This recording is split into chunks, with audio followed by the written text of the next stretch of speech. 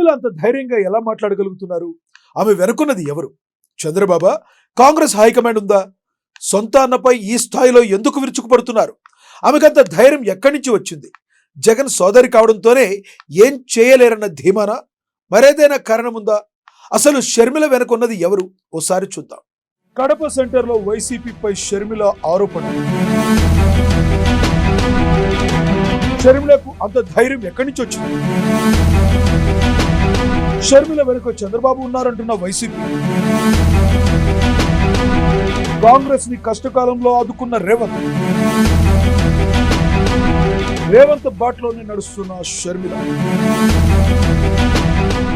YS Sharmila గురించి ప్రత్యేకించి ప్రస్తావించాల్సిన అవసరం లేదు. వైసీపీ ఆవిర్భావం నాటి నుంచి తన అన్న జగన్ కు షర్మిల ఓ తమ్ముడి కంటే ఎక్కువగా అండగా ఉందనే చెప్పుకోవాలి. 2019లో వైసీపీ పార్టీ అధికారంలోకి రావడానికి ఆమె కీలక రోల్ పోషించారు. ఆ తర్వాత జరిగే పరిణామాల వలన ఆమె అన్నకు దూరమయ్యారు. తాజాగా ఏపీలో జరుగుతున్న పరిణామాలు చూస్తుంటే షర్మిల వెనుక నుండి చంద్రబాబు నాటకం ఆడిస్తున్నారని తరచూ వైసీపీ నేతలు ఆరోపిస్తుంటారు. షర్మిల కాంగ్రెస్లో చేరడం, ఏపీ రాజకీయాల వైపు రావడం, పిసిసి పగ్గాలు అందుకోవడం వెనుక చంద్రబాబు వ్యూహాలున్నట్లు అనుమానాలున్నాయి.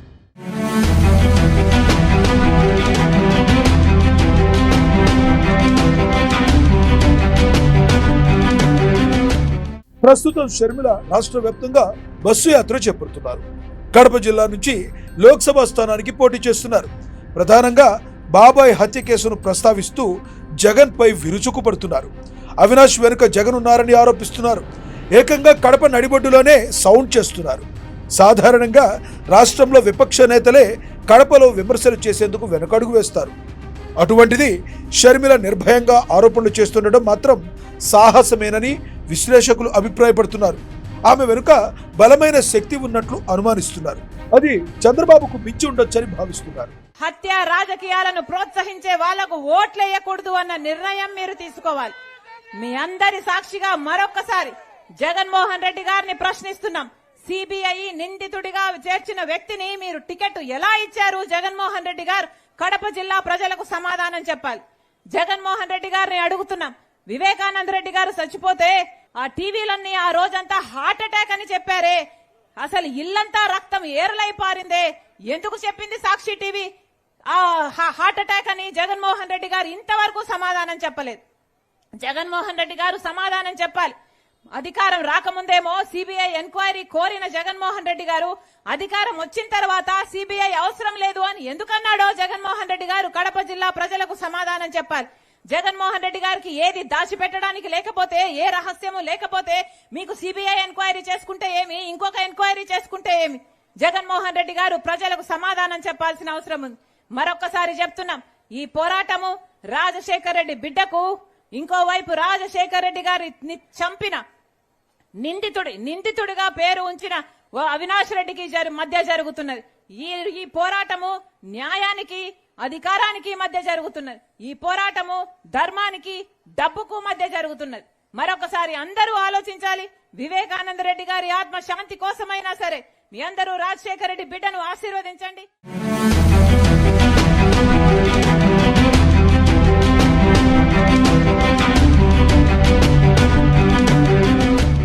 వాస్తవానికి సొంత పార్టీతో ఫెయిల్ అయిన తరువాత షర్మిల కాంగ్రెస్ పార్టీలో చేరాలనే నిర్ణయం తీసుకున్నారు.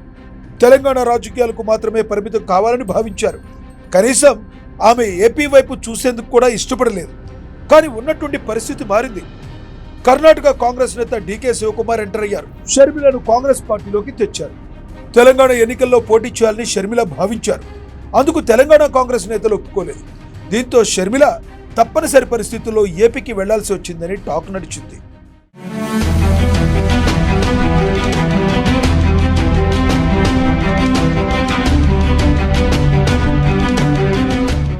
షర్మిల ఏపీ వైపు రావడానికి ప్రధాన కారణం సీఎం రేవంత్ రెడ్డి అని తెలుస్తుంది. కష్టకాలంలో ఉండగా తెలంగాణ కాంగ్రెస్ పగ్గాలు అందుకున్న రేవంత్ దూకుడుగా వ్యవహరించారు. కాంగ్రెస్ పార్టీని ఏకతాటిపైకి నిలపగలిగారు. పార్టీని అధికారంలోకి తీసుకురాగలిగారు. రేవంత్ రెడ్డి ఉదంతాన్ని ఉదాహరణగా తీసుకునే షర్మిల ఏపీలో కాంగ్రెస్ పగ్గాలు తీసుకుని దూకుడుగా వ్యవహరిస్తున్నారని తెలుస్తుంది. రాజశేఖర రెడ్డి గారి కొడుకు జగన్మోహన్ రెడ్డి గారు. మరి జగన్మోహన్ రెడ్డి గారు బీజేపీ పార్టీకి ఎందుకు బానిస అయ్యారో ముస్లిం సోదరులకు సమాధానం చెప్పాల్సిన అవసరం ఉందా లేదా? గోద్రా విషయంలో ముస్లింలను ఉతికి ఆరేస్తే మణిపూర్ విషయంలో మరి జగన్మోహన్ రెడ్డి గారు మైనారిటీల మీద జరిగిన అన్యాయానికి, దాడులకి, ఆ హత్యలకి కనీసం నోరైనా విప్పారా జగన్మోహన్ రెడ్డి గారు అని అడుగుతున్నాం. మరి జగన్మోహన్ రెడ్డి గారు రాజశేఖర రెడ్డి గారు ఆశయాలను కాపాడుతున్న వాడు ఎలా అవుతాడు? రాజశేఖర రెడ్డి గారి వారసులు అని చెప్పుకుంటున్న జగన్మోహన్ రెడ్డి గారు మరి కనీసం రాజశేఖర రెడ్డి గారి మాటకు కూడా ఆయన విలువగా ఇవ్వకపోతే మరి రాజశేఖర రెడ్డి గారి ఆశయాలను నిలబెట్టిన వాడు అవుతాడో లేదో జగన్మోహన్ రెడ్డి గారు ముస్లిం భాయో బహనో సబ్కో సోచనా చాహియే. ఈ రోజు మేము చెప్తున్నాం, జగన్మోహన్ రెడ్డి గారు ముఖ్యమంత్రి కావటానికి ఇదే ముస్లిం ప్రాంతాలకు వచ్చారు. వచ్చి ఎన్ని వాగ్దానాలు చేశాడు జగనన్న గారు? జగన్మోహన్ రెడ్డి గారు చేయని వాగ్దానం ఉందా? ఇమామలకు 15,000 జీతం ఇస్తామని చెప్పారు. ముస్లింలు ఎవరన్నా చనిపోతే ప్రమాదవశాత్తు బీమా కోసమని 5 లక్షల రూపాయలు ఇస్తామని చెప్పారు. ముస్లిం బిడ్డల పెళ్లిలైతే 1,00,000 రూపాయలు ఇస్తామని చెప్పారు. ముస్లిం బిడ్డలు ఫారెన్ వెళ్లి చదువుకోవాలంటే 5 లక్షలు ఇస్తామని చెప్పారు. ముస్లిం బ్యాంక్ అని చెప్పారు. ముస్లింల కోసము రిజర్వేషన్ బేసిస్ లో నామినేటెడ్ పోస్టులకు కూడా అవకాశం కల్పిస్తామన్నారు. ఒక్కటంటే ఒక్క మాటైనా నెరవేర్చారా ముఖ్యమంత్రి జగన్మోహన్ రెడ్డి గారు? ముస్లింల కోసం ఇచ్చిన మాటలలో ఒక్కటంటే ఒక్కటి కూడా నెరవేర్చలేదు.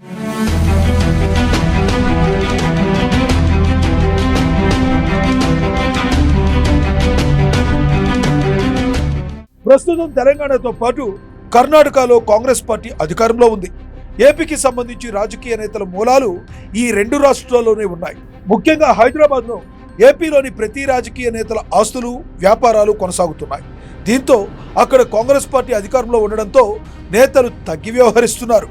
ఈ విషయంలో వైసీపీ నేతలేమీ అతిథులు కాదు. అందుకే వారి దూకుడుకు కళ్ళెం వేసి షర్మిల ముందుకు సాగుతున్నారు.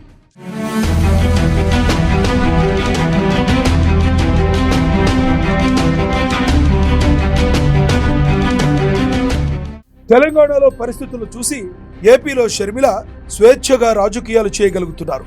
వైసీపీతో పాటు జగన్ పై షర్మిల బలమైన ఆరోపణలు చేస్తుండగా ఆ స్థాయిలో షర్మిలపై వైసీపీ నేతలు విరుచుకుపడడం లేదు. ఒకటి, తెలంగాణలో ఆస్తులతో పాటు వ్యాపారాలు, మరోవైపు షర్మిల వైఎస్ బిడ్డ కావడంతో వైసీపీ నేతలకు ఎటూ పాలుపోవడం లేదు. ఒక్క మాటలో చెప్పాలంటే షర్మిల దూకుడు వెనుక రేవంత్ రెడ్డి ఉన్నారని స్పష్టమైంది.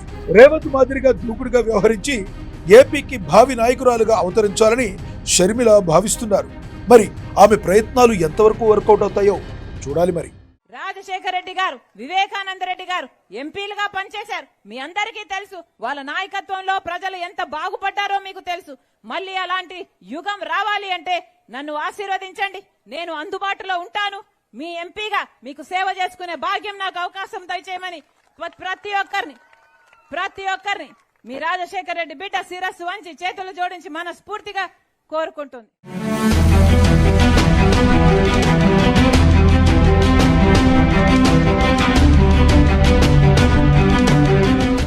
ఇది ఈరోజు